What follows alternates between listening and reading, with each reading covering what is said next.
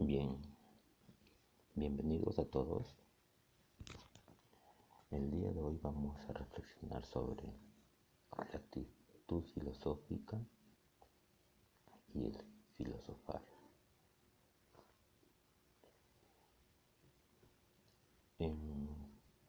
Hay 4 preguntas que siempre nos hacemos sobre el quehacer filosófico. La primera es ¿qué es la filosofía? La segunda es ¿qué es el filosofar? La tercera es ¿qué es ser filósofo? Y la cuarta es ¿qué significa conocer? Bien, sobre la primera pregunta, ¿qué es la filosofía? Existe la siguiente respuesta. Nosotros examinamos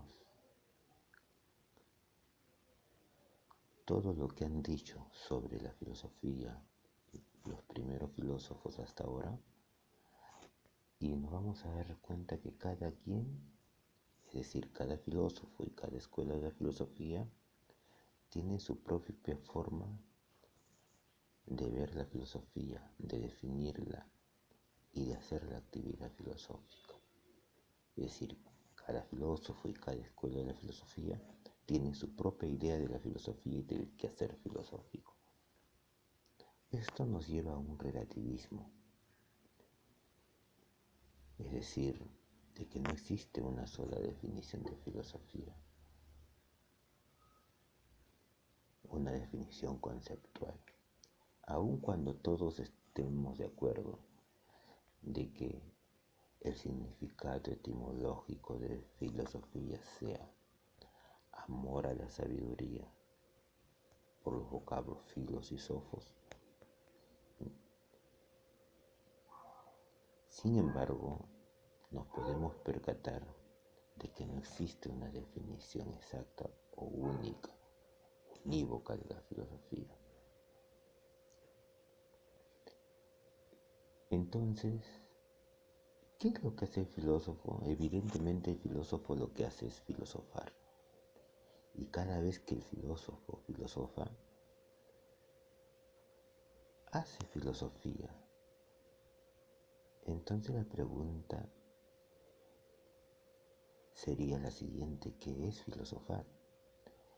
Si nosotros exploramos lo que hacen todos los filósofos a pesar de su discrepancia sobre lo que es la filosofía, vamos a descubrir que todos por lo menos están de acuerdo en lo mismo, que la filosofía es una actividad teórica o teorética y especulativa que involucra, entre muchas cosas, observar bien lo que nos interesa, reflexionar, admirarnos, contemplar, preguntar sobre lo que estamos indagando, responder o buscar respuestas y descubrir o lograr alcanzar la verdad. Esto, claro, con una actitud filosófica que vamos a examinar más adelante. Esto nos lleva a la siguiente pregunta: ¿qué es ser filósofo? El filósofo se ha vuelto, por ende, el profesional del porqué, es decir, es la persona aquella incómoda que siempre anda por ahí preguntando ¿qué es esto o qué es aquello? Indagando y buscando satisfacer su curiosidad. Su curiosidad, ¿por qué? Por el conocer. Es decir, el conocimiento es la principal preocupación que atañe a la actividad del filósofo. Es objeto de estudio del filósofo. Esto nos lleva entonces a examinar en estos momentos qué elementos intervienen en el filosofar, qué es lo que caracteriza esa actividad del filósofo, que es el filosofar, qué requisitos se necesita para filosofar. Y ello lo podemos descubrir a través de la siguiente situación. Comenzamos.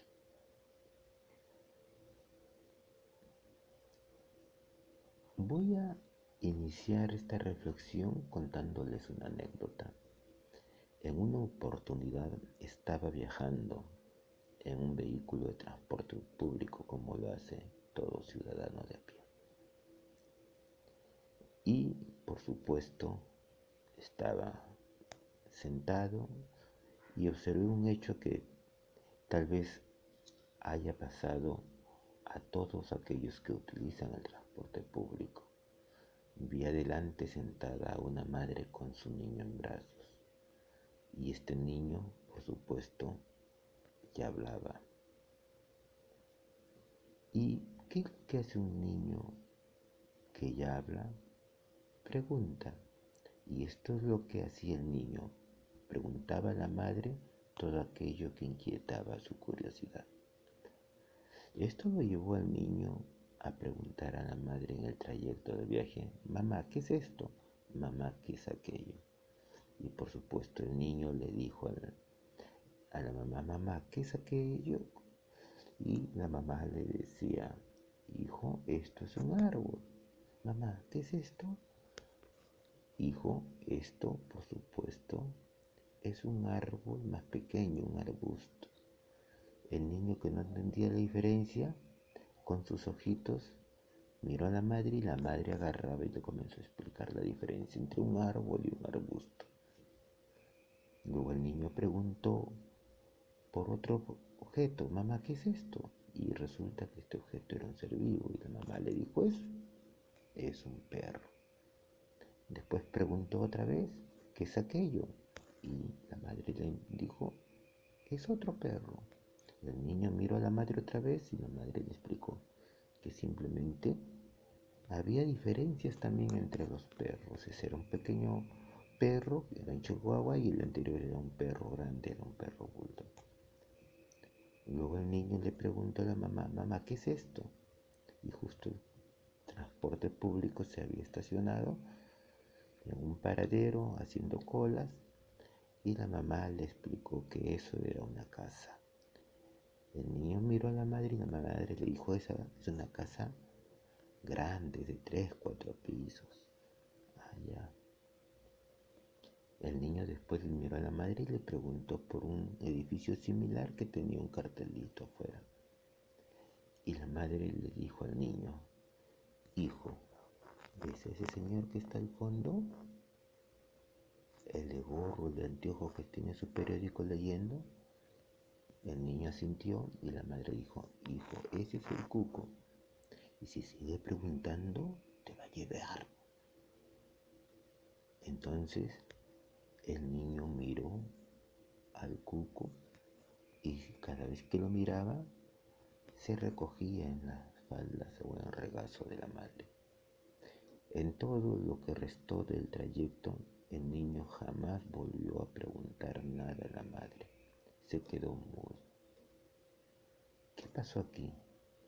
Pasó un hecho muy específico. El niño, al ya no preguntar, se olvidó de una capacidad y una característica que es esencial para filosofar. ¿Qué es lo que hizo la madre? Simplemente ella acabó con el filósofo.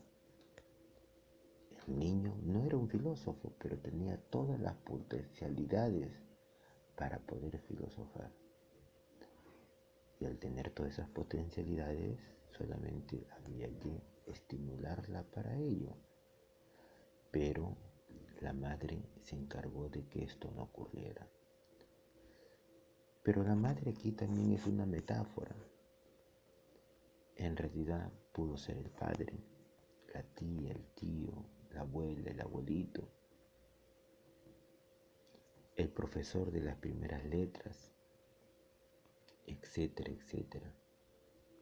Son muchas las personas que pueden intervenir y acabar con ese deseo de conocer y esa actitud de inquirir, de preguntar, que tiene un niño de manera natural y que es requisito fundamental para filosofar. Si el niño lo tiene, lo tiene cualquier otra persona en cualquiera de su etapa de desarrollo. Bien, como dije, la madre es solamente una metáfora de ello. Pero ¿qué es lo que tiene el niño y que lo puede potenciar para la actividad filosófica? ¿Y qué es lo que en común también tenemos todos los seres humanos? El niño tiene un instrumento que es lo que lo hace preguntar, que es lo que lo hace inquirir sobre todo aquello que le causa alguna curiosidad o asombro. Tal como el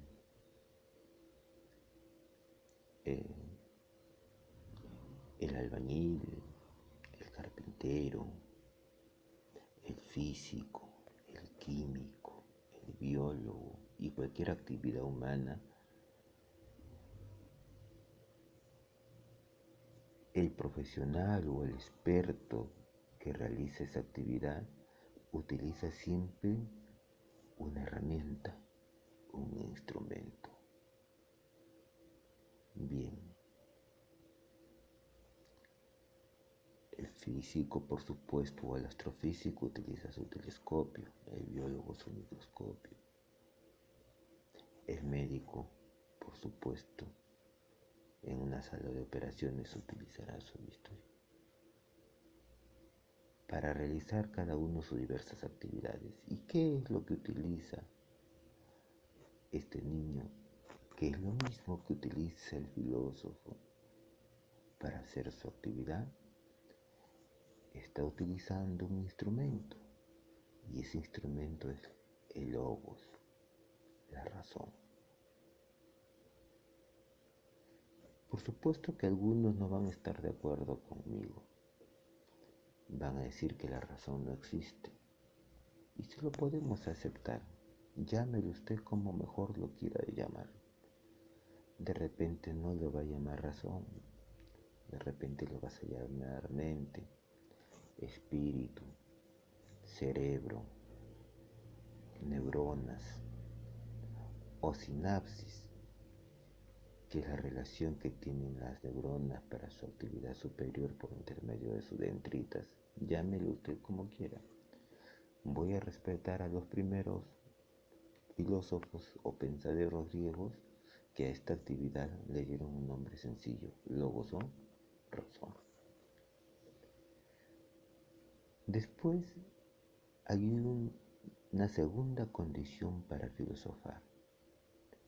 ¿Cuál es esta? Es la conditio sine qua non, es decir, la condición necesaria de uso de ese instrumento. El niño, por ejemplo, cuando estaba preguntando, cumplía con esa condición. Pero ¿qué apareció después? Apareció la tiranía de la madre, que repito es una metáfora, pudo haber sido cualquiera, que le dijo, ahí está el cuco, ya no preguntes. Y la madre de repente, si hubiese estado mejor preparada, hubiese aclarado al niño esa inquietud que tenía de preguntar cuál era la diferencia entre una casa de 4 pisos y otro edificio igual que tenía el nombre de hotel. La madre no supo cómo explicarle y por lo tanto habrá entrado casualmente o curiosamente en pánico y no encontró mejor manera de callar el interrogatorio del niño diciéndole, he ahí el cuco. Y el niño perdió esa libertad que tenía, la eleuteria o eleutería en griego, que es la condición necesaria del uso de la razón para la filosofía, para filosofar, es decir, el uso de logos y la eleutería, instrumento y conditio sine qua non para filosofar. Bien, La condición necesaria